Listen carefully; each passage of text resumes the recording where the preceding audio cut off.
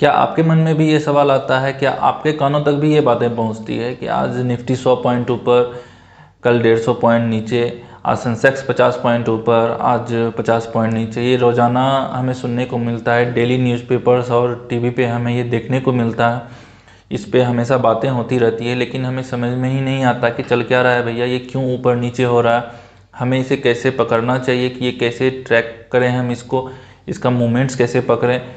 इन तमाम बातों को हम जानने का कोशिश करते हैं लेकिन समझ नहीं पाते।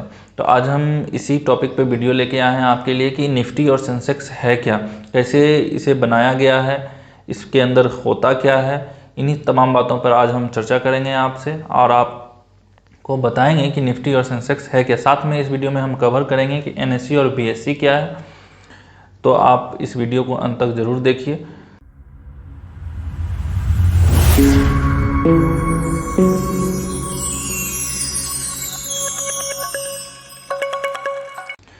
हेलो दोस्तों, मैं रुस्तम कुमार सिंह आज आप लोगों के लिए निफ्टी और सेंसेक्स के बीच में जो अंतर है और इसे क्यों हमें पकड़ना चाहिए, क्यों इसके मूवमेंट्स को पकड़ना चाहिए, आज इन्हीं टॉपिक पे हम आपसे चर्चा करेंगे, ताकि आप और भी बेहतर तरीके से अपना ट्रेड ले पाओ और शेयर मार्केट की बारीकियों को समझो।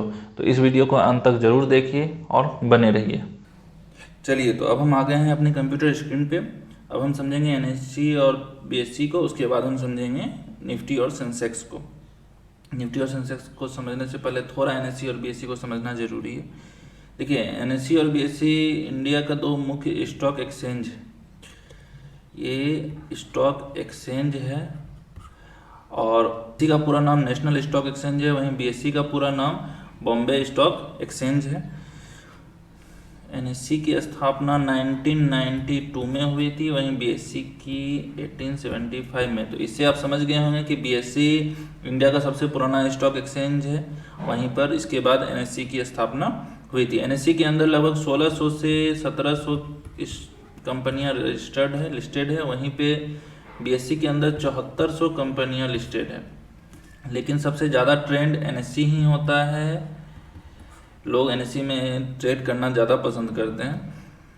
अगर आपको इसके बारे में और ज़्यादा डिटेल नॉलेज चाहिए तो इसके साइट पे जाके आप इसको देख सकते हैं, www.nscindia.com। वहीं पे अगर बीएससी को देखना है तो www.bscindia.com पे जाके आप इसको देख सकते हैं। अब हम समझते हैं कि इसका काम क्या है।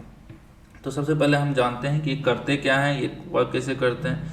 तो देखिए, किसी भी कंपनी को अपने बिजनेस के लिए अगर पैसे लेने हो ना, तो वो अपने कंपनी के शेयर्स को एनएससी या बीएससी या दोनों पर लिस्टेड करवाती है।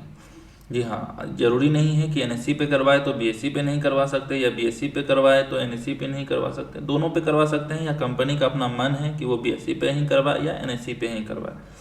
और आईपीओ के जरिए अपने बिजनेस के लिए इन्वेस्टर्स से पैसे लेते हैं। लेकिन कोई भी रिटेल ट्रेडर या इन्वेस्टर एनएससी या बीएससी से डायरेक्ट शेयर्स नहीं ले सकते हैं। आप ब्रोकर के जरिए खरीद सकते हैं, यानी सेकेंडरी मार्केट में आप इसको खरीद सकते हैं। जी हाँ, तो आप एनएससी और बीएससी को थोड़ा समझ गए हैं। अगर आपको इसके ऊपर डिटेल वीडियो चाहिए तो कमेंट बॉक्स में बताइएगा, हम आपको इसके ऊपर डिटेल वीडियो बना के देंगे। कि निफ्टी और सेंसेक्स क्या है। अगर निफ्टी को आप देखेंगे तो इसे निफ्टी 50 भी बोला जाता है, और सेंसेक्स, तो ये निफ्टी जो है एनएससी का इम्पोर्टेंट बेंचमार्क है, वहीं पर सेंसेक्स जो है वो बीएससी का इम्पोर्टेंट बेंचमार्क है। इसीलिए हमने आपको एनएससी और बीएससी बताया, क्योंकि ये निफ्टी जो है एनएससी के अंदर आता है, वही सेंसेक्स जो है बीएससी के अंदर आता है। ये देश में सबसे ज़्यादा ट्रेंड होने वाला इंडेक्स है। और अगर आप ट्रेडिंग व्यू या कोई भी साइट पे जाके देखिएगा तो आज का क्लोजिंग प्राइस ये है 17,784 और इसका है 59,034। तो अगर आप इसको चेक करना चाहते हैं तो आप आराम से ट्रेडिंग व्यू या कोई भी वेबसाइट पे जाके, या जीरोधा यूज करते हैं तो जीरोधा पे जाके आप देख सकते हैं कि निफ्टी का अभी करंट प्राइस क्या चल रहा है और सेंसेक्स का क्या चल रहा है। तो इस तरह से आपको ये दिखेगा। निफ्टी जनरली बोला जाता है, लेकिन निफ्टी 50, उसके बाद निफ्टी नेक्स्ट 50 आता है, निफ्टी 100 आता है, निफ्टी 200 आता है, तो इस तरह से आता है। लेकिन अगर निफ्टी का अगर सिर्फ बात करें तो निफ्टी 50 ही इसको बोला जाता है। अब हम समझते हैं कि निफ्टी और सेंसेक्स है क्या। निफ्टी और सेंसेक्स को आप सिंपल भाषा में बास्केट ऑफ स्टॉक्स बोल सकते हैं। तो बात करते हैं, जैसे आप लेते हो ना आम का बास्केट, जिसमें अच्छे अच्छे ताज़े ताज़े आम हो, जो ख़राब हो उसे आप निकाल के बाहर कर देते हैं। ठीक इस तरह से, जिस तरह से आपको इसमें दिख रहा है कि इसमें अच्छे अच्छे ताज़े ताज़े आम हैं, ठीक उसी प्रकार से इसके अंदर भी इसे आप बास्केट ऑफ स्टॉक्स बोल सकते हैं। तो आप इस तरह से देख सकते हैं कि इसमें एक बास्केट है, इसमें अच्छे अच्छे स्टॉक्स हैं, सभी एशियन पेंट है, एक्सिस बैंक है, ये सारे स्टॉक्स इसके अंदर हैं। तो अब हम बात करते हैं कि निफ्टी के अंदर टॉप 50 कंपनीज है, तो इस बास्केट के अंदर 50 कंपनीज हैं। वहीं सेंसेक्स में जो है टॉप 30 कंपनीज है। हाँ, ये इंडिया का टॉप कंपनीज होता है जो इसके अंदर आता है। इसका एक क्राइटेरिया है जिसके अंदर इसे लाया जाता है, और उस कंडीशन को फुलफिल करने के बाद ही इसके अंदर कंपनियां लिस्टेड होती है। अब हम इसे सिंपल भाषा में समझे, अब हम इसको आपको हम समझाते हैं स्टॉक मार्केट की भाषा में, कि स्टॉक मार्केट की भाषा में इस बास्केट को इंडेक्स या इंडिसेस बोला जाता है, जिसे आप हिंदी में सूचकांक भी बोलते हैं। तो अभी आप समझ गए कि निफ्टी 50 के अंदर में टॉप 50 कंपनीज है, वहीं सेंसेक्स के अंदर में टॉप 30 कंपनीज हैं। अब हम बात करेंगे कि निफ्टी और सेंसेक्स में कंपनियां आती कैसे हैं, लिस्टेड कैसे होती है। तो ये एक मेथड होता है जिससे हम फ्री फ्लोट मार्केट कैपिटलाइजेशन कहते हैं, इसके हिसाब से ही कंपनियां आती है। पहले जानते हैं कि मार्केट कैपिटलाइजेशन क्या है। मार्केट कैपिटलाइजेशन क्या होता है, कंपनी के एक शेयर का दाम कितना है। जैसे कंपनी के एक शेयर का दाम 50 रुपया है और उस कंपनी के टोटल शेयर्स कितने हैं। जैसे किसी कंपनी के एक शेयर का दाम 50 रुपया है और उसके पास टोटल 10 शेयर्स हैं, तो उसका मार्केट कैपिटलाइजेशन 500 हो गया। तो ये उस कंपनी का टोटल मार्केट कैपिटलाइजेशन है कि 500 रुपया। लेकिन सिर्फ मार्केट कैपिटलाइजेशन से कंपनियां इंक्लूड नहीं होती है, कंपनियां इंक्लूड होती है फ्री फ्लोट मार्केट कैपिटलाइजेशन से। अब फ्री फ्लोट क्या है, यानी वो मार्केट कैपिटलाइजेशन जो कंपनी ओनर्स के शेयर को हटा के बचता है। जैसे किसी कंपनी का 10 शेयर है, किसी कंपनी के पास 10 शेयर है और उसके ऑनर के पास 6 शेयर्स हैं, यानी वो 6 शेयर उसने कभी पब्लिक के पास इशू ही नहीं किया, तो उसका वो पब्लिक को कितना शेयर इशू करके दिया हुआ है, 4। यानी यही है उसका फ्री फ्लोट। ये पब्लिक जो हम खरीदते बेचते हैं, ये 6 शेयर आज तक वो कंपनी ऑनर के पास ही है। तो उस कंपनी का total market free float market capitalisation कितना हो गया कि 50 रुपये एक शेयर का दाम है और 4 उसने पब्लिक को इशू किया है, तो ये 200 रुपया ही उसका फ्री फ्लोट मार्केट कैपिटलाइजेशन है। जो ये 6 शेयर है वो कभी काउंट नहीं होगा फ्री फ्लोट में। हाँ, इसका ये मार्केट कैपिटलाइजेशन हो सकता है लेकिन फ्री फ्लोट मार्केट कैपिटलाइजेशन नहीं है। तो इसमें इंक्लूड वही कंपनियां होंगी जिसका फ्री फ्लोट मार्केट कैपिटलाइजेशन सबसे ज़्यादा होगा। जैसे 30 कंपनियां सेंसेक्स में होगी अलग अलग सेक्टर की, जैसे आईटी, फाइनेंशियल सर्विस का, बैंक्स का, इस तरह की कंपनियों का तो अलग अलग सेक्टर से मिलकर सेंसेक्स या निफ्टी बन के तैयार होता है। तो इसके अंदर वही कंपनियां होंगी जो जिसका फ्री फ्लोट मार्केट कैपिटलाइजेशन ज़्यादा होगा। फ्री फ्लोट मार्केट कैपिटलाइजेशन को ना हम एक एग्जांपल से समझते हैं। जैसे 2 कंपनियां हैं, एक है एक्स और दूसरा है वाई। एक्स का जो टोटल मार्केट कैप है वो है 2000 करोड़ का, वहीं पर वाई का मार्केट कैप है 1500 करोड़ का, ठीक है। और वहीं पर अगर हम देखते हैं कि इसके ऑनर के पास 1500 करोड़ का शेयर पड़ा हुआ है और इसके ऑनर्स के पास 500 करोड़ का शेयर पड़ा हुआ है, और वहीं पर फ्री फ्लोट मतलब पब्लिक में इसने इशू करके रखा है 500 करोड़ और इसने करके रखा है 1000 करोड़। ये हमें दिख रहा है कि एक्स का जो है ये 2000 करोड़ का मार्केट कैपिटलाइजेशन है और वाई का 1500 करोड़ का है। लेकिन जब ही लिस्टेड होने का बात आएगा ना, तो वाई पहले लिस्टेड होगा क्योंकि इसका मार्केट कैप ज़्यादा है। तो हम इसमें समझ सकते हैं कि जिसका मार्केट कैपिटलाइजेशन ज़्यादा होगा, जिसने पब्लिक में ज़्यादा शेयर इशू करके रखा होगा, वो पहले इसमें लिस्टेड होगी।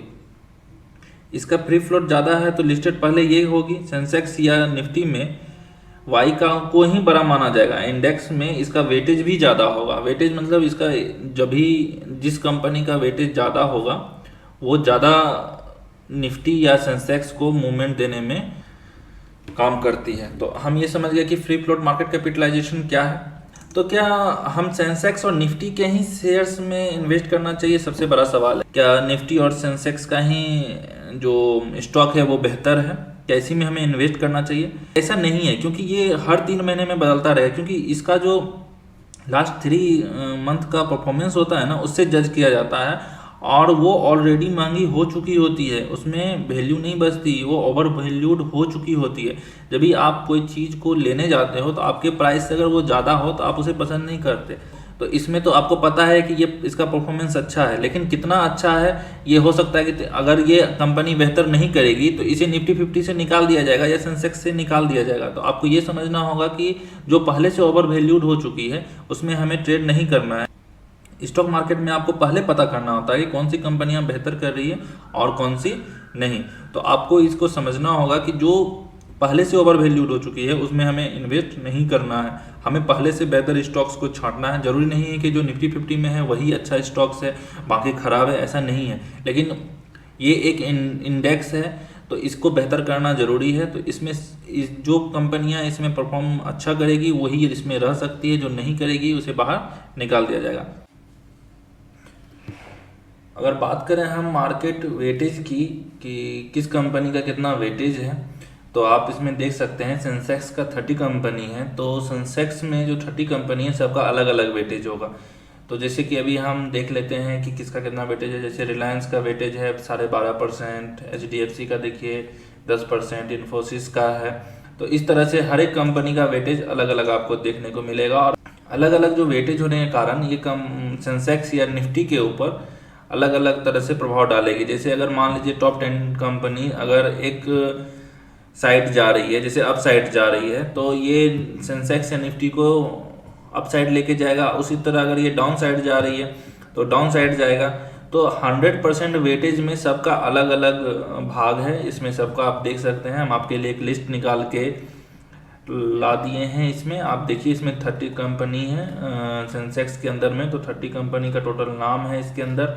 वहीं अगर हम बात करें निफ्टी 50 का, तो निफ्टी 50 में भी देख लीजिए रिलायंस इंडस्ट्री का 10.5% है, HDFC का 8.5 या 9% है।